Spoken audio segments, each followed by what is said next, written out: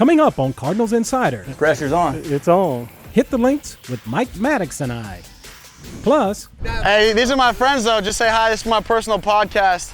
we get on the field with Harrison Bader. And later, The Cardinals pipeline model has always been like, if we can promote you, we want to. John Mozeliak talks about the updates to the minor leagues. That and more ahead on today's episode of Cardinals Insider.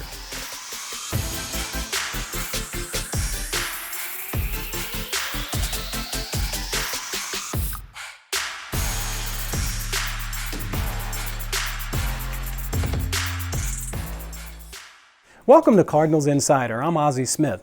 I love golf nearly as much as I love baseball. So when the two come together, it's a whole lot of fun.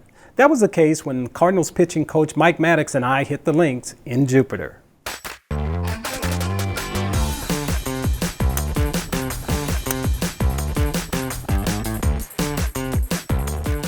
Let's get ready to tee it up and let's see how much balance we both have. Woo! Pressure's on. It's on. Okay. That'll play. That is sneaky long right there, Oz. Oh, sneaky, sneaky. Yep. That's You not bad sneaky for long, a I'm sneaky short. not bad for a first swing. I remember I started playing golf and got to be, decent at it. People would say, wow, you should practice and, get ready for the senior tour. And I say, well, let me see, guys my age, okay, well, John Cook can beat me right now. Freddie Couples can beat me right now. Davis Love, he beat me right now. Corey Pavin beat me right now. I said, chances are when we're all 50, they're going to be able to beat me. That's right. That's right. People say that to me too. You say, you're 50, why don't you try and go on tour? I tell them, you know what, I don't need that stress anymore. This is supposed to be fun and enjoyable. Just like that.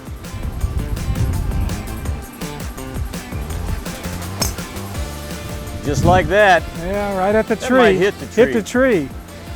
Oh, it hit the tree. That was pretty good right there. Golly. You bet. That's good aim. Yeah, I don't care who you are.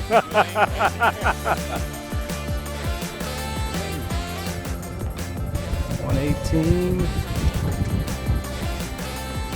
Okay, let me see if I can get it to the green this time. Got one of those in-betweeners here. Yeah, I'm just trying to knock it down and get it as close to the stick as I can so that I don't have a long putt.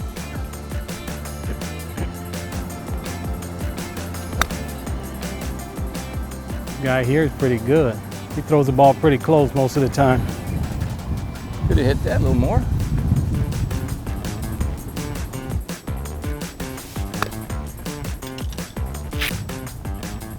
Sit down. Okay, Not that's bad. not There you go, bad. spinning that ball again. That was a little closer. Got a new ball too that I'm trying, new Bridgestone. That wasn't bad. Bridgestone, huh? Yeah. I told you mine was a 27. I didn't tell anybody it was a Titleist, so come on, let's give it props now. The wizard ball. Magical things happen when I go to this ball here. Can you see that?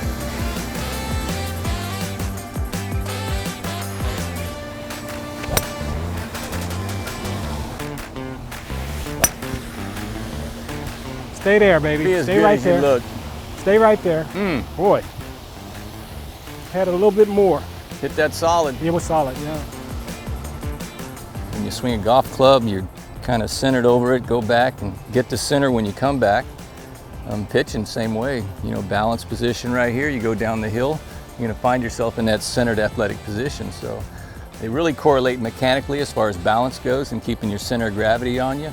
That's great correlation there, but I love the challenge.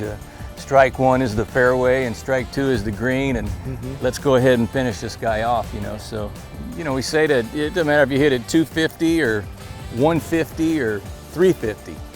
You gotta have strike one, That's right. I don't care if you're throwing. Gotta get a hit. Get a hit. Yeah, they're throwing 85, 95, 105. So getting a hit in golf is hitting it down the middle. Giving yourself a second shot. Yeah. Okay. Preferred second shot. Preferred second shot. Preferred second shot. Yeah.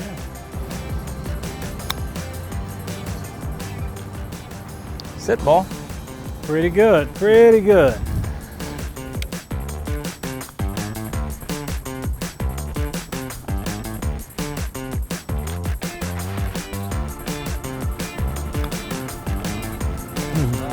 fine.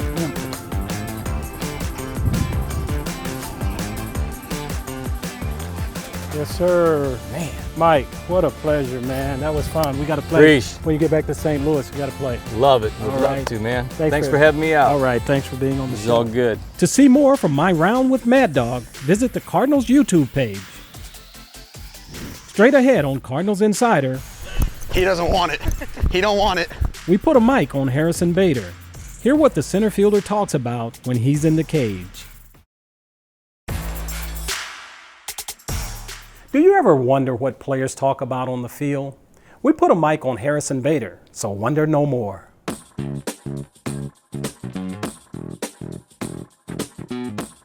Hey, these are my friends though. Just say hi. This is my personal podcast. Sipping the Baderade, so say hello. Be nice to my friends.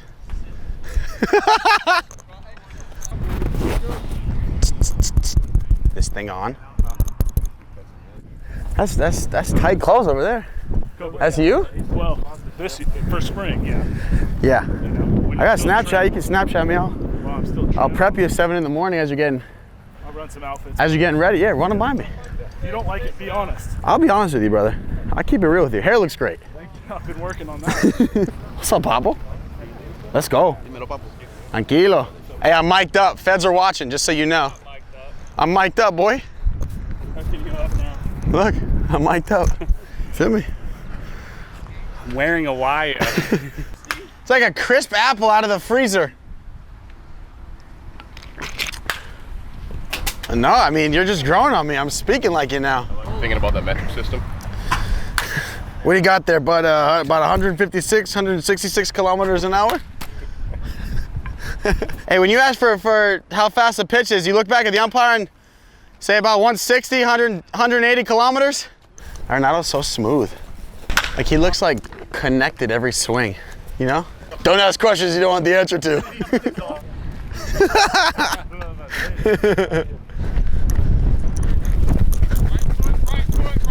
Right foot. Atta baby. Ooh. Oh yeah. He doesn't want it. He don't want it. We like stand-up doubles. Hot mic. Hot mic, yeah, feds are watching, so.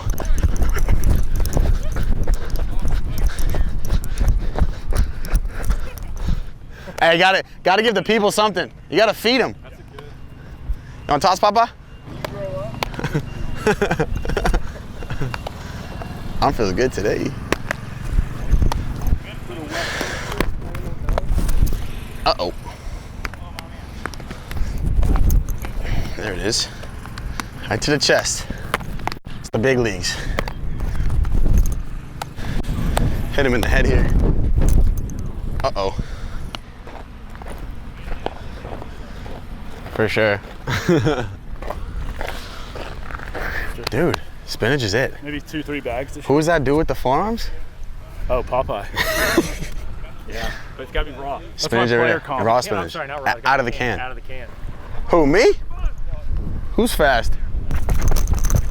Oh yeah. Ooh. Wheel, interference. Oh! I like that. I'm gonna go him around. Oh, basically.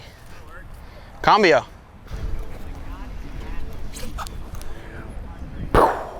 Coming up, I think from a player standpoint, they'll be appreciative that they can just come to St. Louis and then work at Gateway Grizzlies or at Busch Stadium when they're staying downtown. Mo talks about the updates to minor league baseball. That's after the break. The minor league season is delayed due to COVID-19 for now. Select players are working out at an alternate training site like last summer. And when the minors do reboot, they'll have a different look than years past. John Mozeliak joined our Brett McMillan to discuss both topics. Take a look.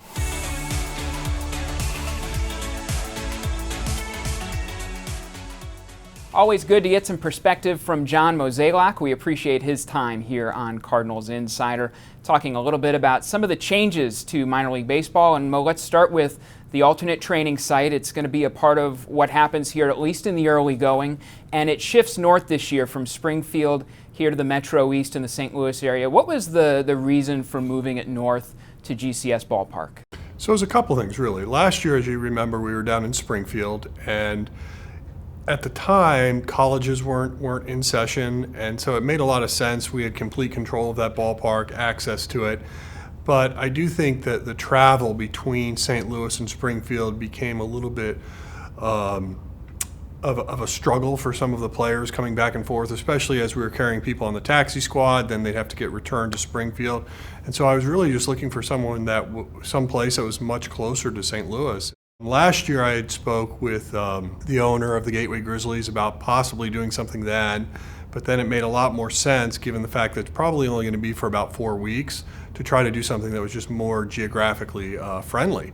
And so we were able to cut a deal there, so we'll have access to that. And when the major league team's out of town, we'll also utilize Busch Stadium as well. So I think from a geographical sense, it just makes a lot more sense. And I think from a player standpoint, they'll be appreciative that they can just come to St. Louis and then work at Gateway Grizzlies or at Busch Stadium when they're staying downtown. Second time, obviously, we're doing an alternate site, and hopefully the last time in baseball history that we ever have to do it. I know there have been so many challenges that your staff has had to navigate, but if you had to isolate one or two things, what have been the biggest hurdles kind of to overcome in running an effective alternate site camp? I think the biggest obstacle is the fact that you're just not playing baseball games. And so, there are teams that are aligning themselves where they do their alt site with another major league club. We did try to connect with Kansas City to see if something made sense, but unfortunately we're never able to come to a place that was logical for both parties. So that's the downsides. That's the biggest challenge when you think about last year. You're in that alt site for 60 days, and the reality is all you're doing is practicing baseball. You're not playing it. You can do simulated games, you can try to replicate game intensity, but when you're not in a game, it's hard to do. And so as we look at the month of April for these guys, it's really about just keeping guys fresh and making sure they're available for the Major League Club if needed.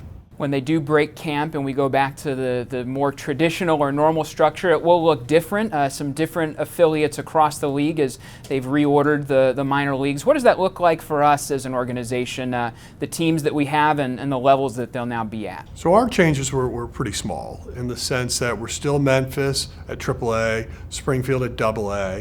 Now our high A will be Peoria, which is part of the Midwest League. That used to be our low A.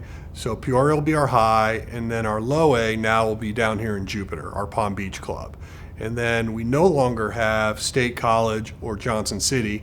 Those have gone away. And so ultimately for us, we have 4 full season clubs to run, and then we'll have a developmental team here down in Jupiter as well that will begin in late June. How does maybe having low A shift down there to Florida help guys when they're onboarding? Maybe say a player's drafted, he's coming in, presuming that's probably his first stop. How does that just add some, continuity or synergy as a player comes aboard for the first time? We like it because it's our spring training home. So at least the individual gets to understand what spring training is going to look like. We try to shape those days to be almost similar to what you'd experience in spring training. So when they get to their first camp, it's not eye-opening and it's not shocking. As you can imagine, going to spring training as a player is not something you really ever could experience until you sign a professional contract. And so we try to make that as seamless as possible. I will tell you, it's a difficult baseball because a lot of times you're playing games at noon, you're playing games in front of maybe 10 to 15 people, you're playing games in 90-degree heat and humidity, and you have to be self-motivated to get yourself going. So it's really sort of a test. So I think players kind of come away with their first experiences like, it's great to know what it looks like, but boy, this is tough and I hope I don't have to repeat. And ultimately that's a motivation to want to get moving out of here, because ultimately your goal is to play under the lights, and as you move up through the system, the more decks you have on the ballpark, the higher you've gotten.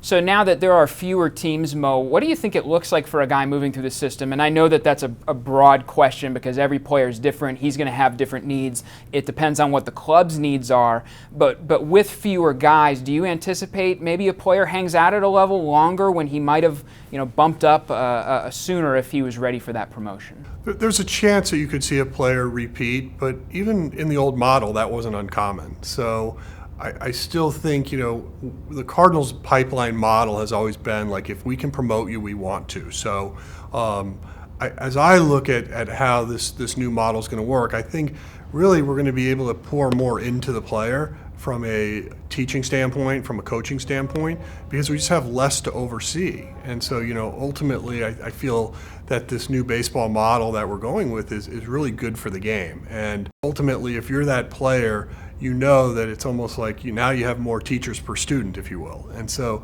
we're hoping that's really what we're able to do as far as from a development standpoint, be really able to help accelerate their development, give them more opportunities because you're competing against less players, and hopefully, the reaction to that is you can move quicker. John Mozeliak, President of Baseball Operations for the St. Louis Cardinals. Mo, we really appreciate your time. Best of luck this season. All right, thank you. To see Mo's full interview on the minor leagues, visit the Cardinals YouTube page. And in the meantime, more Cardinals Insider when we return. No fans came to Busch last season, meaning no promo items were given away at the gates. So what happened to them? And will there be items this year?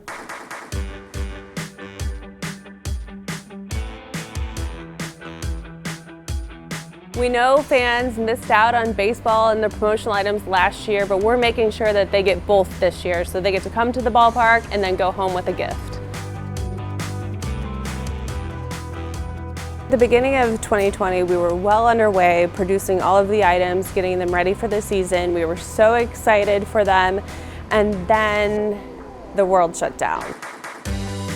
So a couple months into the summer, we still had our items being produced, and then it slowly became a reality that fans were not going to be invited back to the ballpark. And so we were able to cancel a few of the items for 2020, but most of them were already produced, so we're ready to give them to fans in 2021. In the past, we did one giveaway for one day only. You had one chance to get it, but for this year, we have divided one giveaway into 3 different dates. So fans will have multiple opportunities in April to bring home their favorite giveaway item. So if you can only make it to one game in a series, that's okay, because you're still going home with a great promotional item.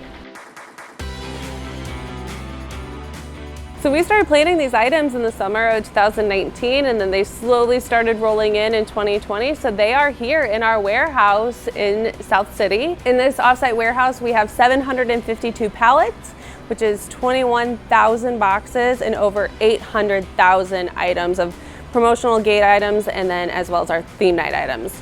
This warehouse is packed of pallets, and so slowly, game by game, these pallets will get moved over to Busch Stadium, and this room will start to clear out as we start to hand these items to fans, and then we'll start all over for 2022. All summer long, we're honoring Mike Shannon and celebrating his 50th and final year in the booth. Here's a look back at one of Mike's memorable calls. Into the wind is Roy Oswalt. After a long look, he brings her home. Swing and a grand slam home run by Albert. He whacks it into Big Mac land. Woohoo! You talk about a rope. That thing, wow! Wow! Wow! Woohoo! Wow! Come on, Albert. Come on out. Here he comes. All right.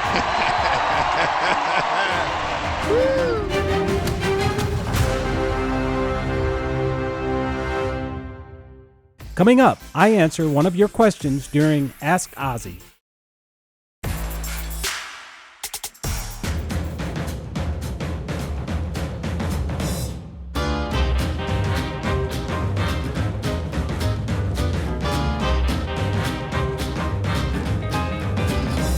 It's time for this week's Ask Ozzie. Gregory asked, was AstroTurf as bad as they say it was? For me, it wasn't as bad as people say it was. Actually, I love playing on AstroTurf because the hops were truer and I always felt faster. Well, the heat on the AstroTurf, of course, was a lot different, and the dugouts were below the field and you could always see the heat rising off of the turf. I loved it because on Sundays when it was hot like that, the ball would take a big hop, and I always had a lot of fun with it. It was definitely a lot bouncier on AstroTurf than it is on regular field. Thanks for the questions, Gregory. If you want to submit a question, head to cardinals.com/insider and click the Ask Ozzie tab. There's more still to come here on Cardinals Insider, so stay with us. In December, Adam Wainwright became the 6th Cardinal all-time to win the Roberto Clemente Award, giving St. Louis the most of any club. It was Adam's 5th nomination, and he certainly is worthy. Here's a look at the work which won him the award. Everything I've ever heard about Roberto Clemente was that as great of a player as he was on the field, he was that great of a man and humanitarian off the field. And I just can't think of a better compliment to have. I mean, he had 3,000 hits. He was a Hall of Famer, one of the greatest players to ever play the game. And so he sets the bar for all of us. And we're just trying to live up to that shadow.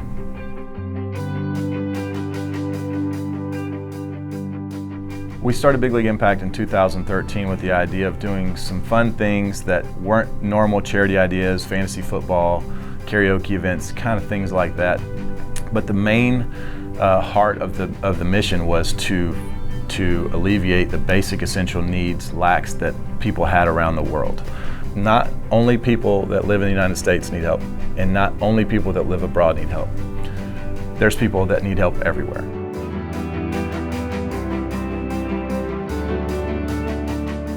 Walking through life together as teammates, as players, as family members, but also as humans in the humanitarian effort across St. Louis right now, across the world right now. There's people hungry all over the place. There's people that need water all over the place, medicine, all the basic essential needs that we like providing, and we're going to try to do it.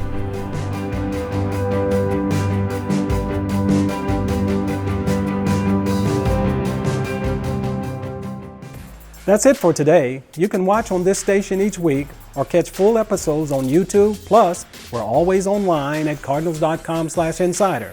Until next time, I'm Ozzie Smith, and I'll see you next week.